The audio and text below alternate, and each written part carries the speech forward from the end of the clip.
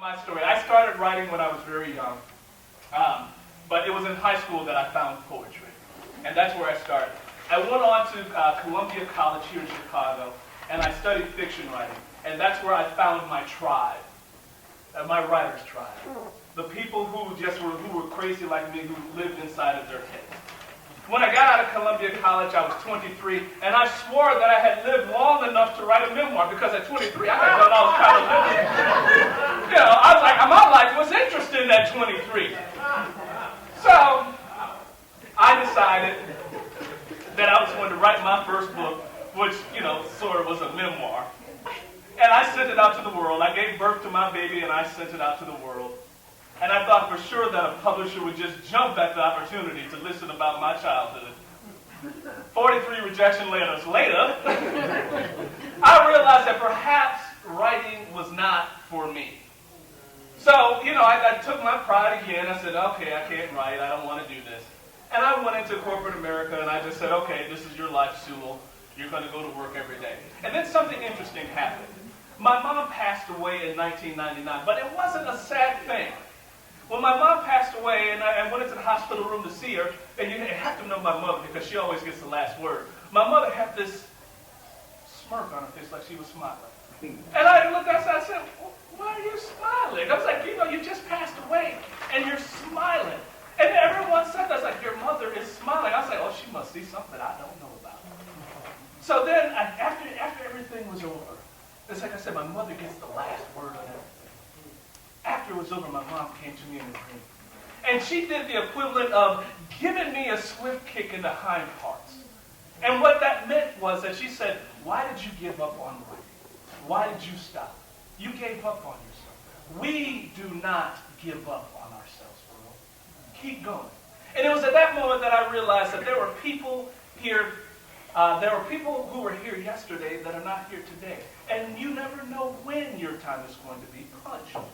So there were people who may have died yesterday who had a book in them, but because they never gave birth to it, we don't know about it. We don't know. So it was at that point I decided, okay, I'm going to go ahead and write. I'm not going to give up. And I didn't know how I was going to do it. I didn't know how I was going to get published. All I had inside of me was a burning desire to do it. That's all I had. And so I went on and I wrote my book called Taken for Granted, and that would be the book that would launch my career. And then when I wrote that book, I found, and as writers when you find a writer's flow, when you find that sweet spot, where you're not looking with your physical eyes, but you are seeing with your mental eyes. You see everything inside your mind. Here's a tweetable moment. The mind is the gymnasium where writing works out. Okay? And I'm talking about all disciplines of writing. From screenwriting to poetry to comic books to stage play writers to screenwriters. The written word is everywhere in our society, yet most people don't pay attention to it. And when most people go through life on autopilot, not paying attention to what words do to them. Words are powerful. A word can start a war, and a word can end a war. A word can be loving, or a word can be hateful. Words sit in our minds. If you're unconscious, they just sit there and you don't know about it until it forces you to take action. And here's what I mean by that. Remember, words just sit in our mind, and they sit in our subconscious, and we don't even know they're there. And I'm going to prove it to you. All right, I want you to look to the person right and left and say, get ready for this. Just do it. Say, get ready for this. Get ready for this. All right, class is in session. Get ready for this. I'm about to hit you. I'm about to hit you. This is going to be the power of words and what is in the back of your mind. And I'm so confident that you're going to get this. You're going to be like, why is that there? All right, this side. This will be a fun one. You ready? Billie Jean is not All right, see, those are words. Those are the power of words. Those are the power of words. And as writers, we do these things. We look for the right word marriages. And let me show you how society gets us. Advertising and marketers know this very well. So we're going to do this side again. And this is time we're going to do for advertising marketing. You're not even thinking about this right now, but as soon as I say it, you'll get the brand. So what I want to do is I'm going to say the slogan, and you tell me the brand. You're in good hands with Allstate. Just do it. 90. Finger looking good. Nugget fried chicken. Okay, the happiest place on earth. Disneyland. There you go. All right, and last one over here. Like a good neighbor. State Farm is there. Okay, see that? Look at that. See that? So you go and buy insurance, and you're thinking, like a good neighbor, you buy State Farm. All right. And here's another good one for words. And this comes from writers, screenwriters. And these are from movies. For some reason, we hold on to lines from movies. We don't know why. It just gets back there and it gets stuck back there. But the beautiful thing is a writer came up with it. So we're going to go this side and this side again. And I'm going to say the line from the movie, and you tell me what movie it is. Ready? Say, yes, we're ready. Yes, we're ready. This side, I'll be back. This side, here's Johnny. Oh, come on, the shining. Okay. Here you go, this side. This is going to be one word. Bond. James Bond. Okay, this side. You'll love this one. You'll get this. We're off to see. Okay, this side. Ready? Words that are stuck in the back of your head, you don't even know they're there. Mama always said life is like a box. Oh, look at it. See, you finish it for me. All right. And now here's some fun stuff. Here are some famous lines from literature. Let's see if you get this one. If I were to say, bah humbug and Tiny Tim, what am I talking about? Christmas Carol. You told Hoppo to beat me. All right. Here's one. I'm going to make him an offer he can't refuse. Godfather. There you go. All right. This one might be a little tougher. No. It was the best of times. Worst. Now look at that. Tale of two cities. All right. And here we go. Last one. I do not like green eggs and ham. Ham I am. All right. Okay. You got it. This is what I mean about being a writer. Writers have infinite power. Amen. The written word is probably the most exciting invention that man has ever made. Because without the written word, we would not be able to communicate, and we would not be able to leave anything behind to let other people know that we were here. See, writers are really recorders of society. That's what we do. We record society. We try to bring meaning to what we know, to what we've experienced, so that it will be beneficial to someone else. This is what I mean when I talk about conscious writing. See, writers are also secretly closet therapists.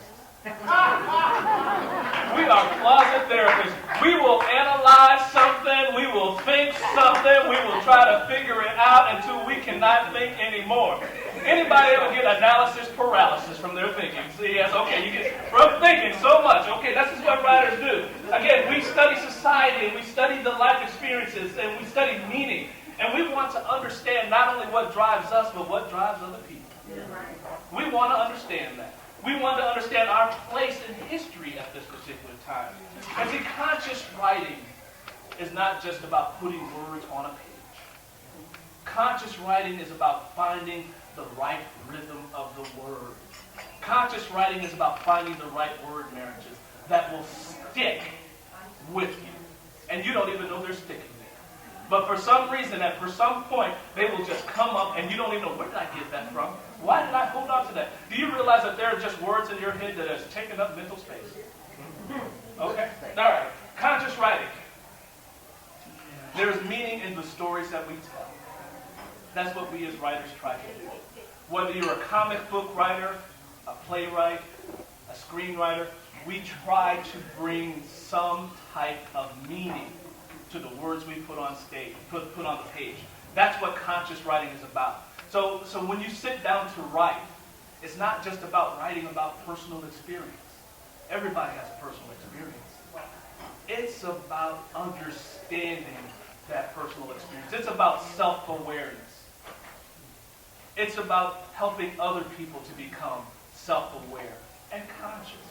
That's why every dictator in the world, when they want to take over something, the first thing they burn is literature.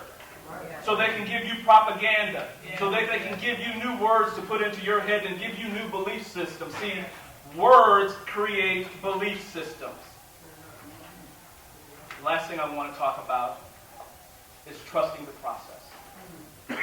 It's not easy. Writing is hard. It's hard. If it was easy, everyone would do it. It's not easy to sit down and think. It's not easy to try to put together the words. It's not easy to try to find it. It's not easy sitting out there hour upon hour visualizing your work and wondering if what you're hunched over the computer and creating is even worth anything. It's hard. It's hard. But the thing about it is, I heard some places, the harder the battle, the sweeter the victory. See, because you don't know. You don't know what your words are going to do to somebody. You have no idea. You have no idea of how your story that you created is going to touch someone's heart. And see, I like to say you don't write for money. You don't write for money. You write for the love of the craft. And then the money will come. Yeah. Write for the love of it. You see, writing to me is what my fingers are to my hands. It's something that I cannot not do. I always do it. I can't help it. It's just a part of me. Story is always going. Analysis is always going. I'm always thinking. I'm always creating. And I'm always giving birth because I've been pregnant with 30 books. I'm tired. But I still keep going. I still keep going. It's about not quitting. It's about not quitting. Because writing keeps the mind sharp. It keeps it sharp. It's about only knowing the instinct of what you're doing. It's about only knowing the instinct and following that instinct. One of the things I would like to mention is back in 2006, my publisher came to me and they said, Earl, can you write a young adult book? And I said, well, yeah, I think I can. Well, we need you to write it from a girl's perspective. And I said, okay, I can find my inner 16-year-old girl, I guess.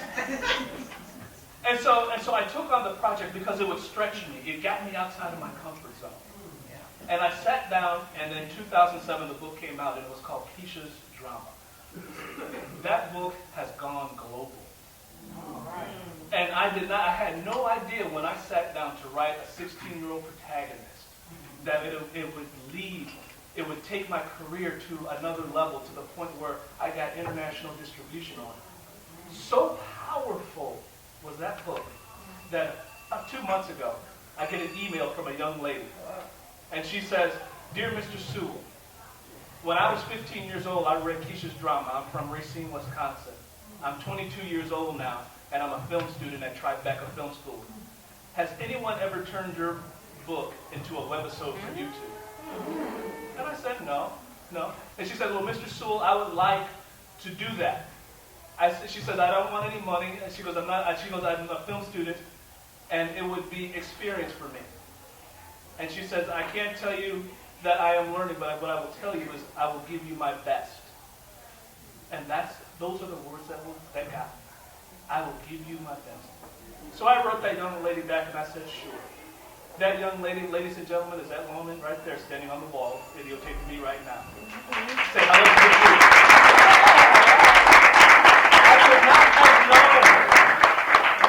I could not have known when I sat down to create Keisha's Drama that it would impact this young lady from the age of 15 to 22, where she decided to come back and write me and say, this book stuck with me, this story stuck with me. I think other people should know about it. See, you know how much that's worth? That's priceless. That's priceless. You don't put money on that. You just don't. That's just something that just comes from your soul. That's that spiritual love. That's that wonderful thing that writing does. It doesn't matter about the money. What matters is that it touched someone in some way. I'm going to end by saying, if you have a cell phone, now would be a good time to pull it out, because I'm about to give you a free gift. And that free gift is a free download of one of my books. And you can write this down, you can do it later. But you text the word writer, W-R-I-T-E-R, to the following number, 22828. Text the word writer, WRITER, to 22828. And you will get an email back asking for an email address and the title of the book that you can download on your Kindle, your Nook, your cell phone, or whatever. It is called The Gift of a Good Start. It's called The Gift of a Good Start. And it's a romantic story about a school teacher who finds the man of her dreams, but that man ends up, I won't tell you what he does. Ladies and gentlemen, it's been a plum-pleasing pleasure. I thank you so much for your time and your energy. Thank you very much.